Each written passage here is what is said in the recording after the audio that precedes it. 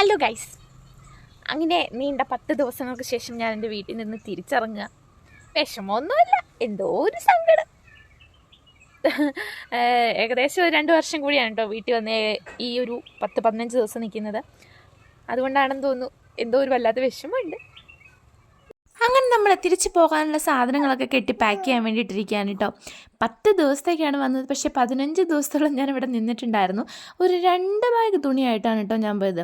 2 ദിവസത്തെ ട്രിപ്പിന് പോയാലും ഒരു 4 ജോഡി തുണിയില്ലെന്നുണ്ടെങ്കിൽ ഒരു സമാധാനക്കേടാ. അത് എനിക്ക് മാത്രമാണെന്ന് തോന്നുന്നില്ല, പൊതുവേ എല്ലാ ഗേൾസിനും അങ്ങനെ തന്നെയാണെന്ന് തോന്നുന്നു അല്ലേ.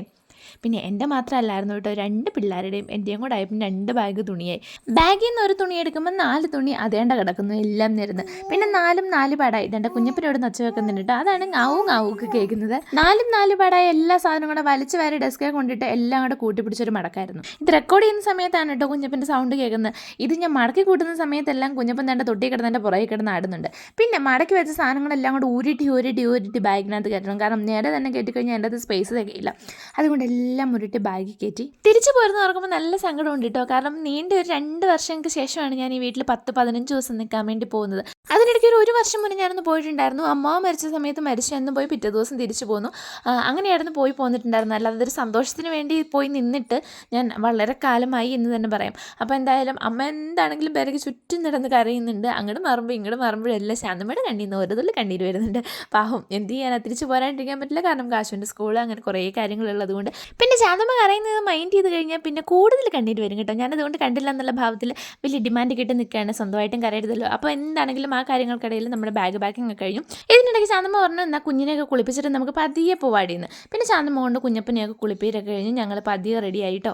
കുഞ്ഞപ്പന് കാഴ്ചയെ കണ്ടുകൊണ്ട് കിടന്ന് കുളിക്കാനൊക്കെ ഭയങ്കര ഇഷ്ടമാണ്. അതേസമയം കാഴ്ചയൊന്നും ഇല്ലാത്തടത്ത് എവിടെയെങ്കിലും കൊണ്ട് കിടത്തി കുളിപ്പിച്ച് കഴിഞ്ഞാൽ കുഞ്ഞപ്പൻ നീട്ടി ഒറ്റ കാർച്ചയാണ്. കുളിപ്പിച്ച് തുടച്ച് കൊണ്ടുവന്ന കുഞ്ഞപ്പനെ ഞാൻ വേഗം തുണിയൊക്കെ ഇടീച്ച് റെഡിയാക്കി. ആ സമയം കൂടി ഞാൻ കാശുവിന് റെഡിയാക്കിയിട്ടുണ്ടായിരുന്നു കേട്ടോ. കുഞ്ഞപ്പൻ്റെ കാര്യങ്ങളൊക്കെ അമ്മ തന്നെ ചെയ്തു തന്നു. അതുകൊണ്ട് ആ സമയത്തിന് കാശുവിൻ്റെ കാര്യങ്ങൾ ഞാനും വേഗത്തിൽ ചെയ്തു തീർത്തു. പിന്നെ അടുത്തതിന് നമ്മുടെ മേക്കപ്പാണ്. എവിടെ പോയാലും പൊട്ടിയിട്ടില്ലെന്നുണ്ടെങ്കിൽ ഒരു സമാധാനക്കേടുള്ളത് കൊണ്ടിട്ട് വേഗം തന്നെ കുറച്ച് ക്രീമൊക്കെ വാരിപ്പോത്തി. ക്രീം വലുതായിട്ടൊന്നും ഇല്ലാട്ടോ, ഒരു സൺസ്ക്രീൻ മാത്രമേ ഇട്ടിട്ടുള്ളൂ. അതിൻ്റെ പുറമെ കുറച്ച് ബേബി പൗഡർ എടുത്തിരുന്നുണ്ട്. ഞാനിപ്പോഴും എൻ്റെ അമ്മയ്ക്ക് കുഞ്ഞു തന്നാ പറയുന്നത്, അതുകൊണ്ട് തന്നെ കുറച്ച് ബേബി പൗഡർ തന്നെ വാരിപ്പൊത്താമെന്ന് വിചാരിച്ചു.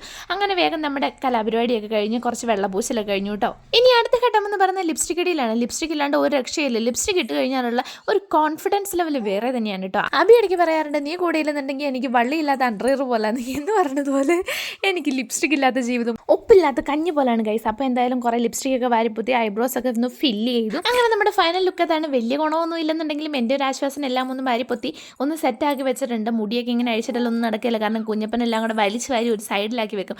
അപ്പോൾ പോകാൻ നേരം മുടിയൊക്കെ വരെ പൊക്കി കിട്ടിയെങ്കിൽ വെച്ചു. ഷെയർ ചെയ്യാനുള്ള കുണ്ടാമണ്ടിയൊന്നും ഇതിനകത്ത് ഇല്ലാത്തത് കൊണ്ട് തന്നെ ലൈക്ക് ചെയ്യാനും സബ്സ്ക്രൈബ് ചെയ്യാനും മറക്കണ്ട കേട്ടോ. അപ്പോൾ നെക്സ്റ്റ് വീഡിയോ കാണാം. ബൈ.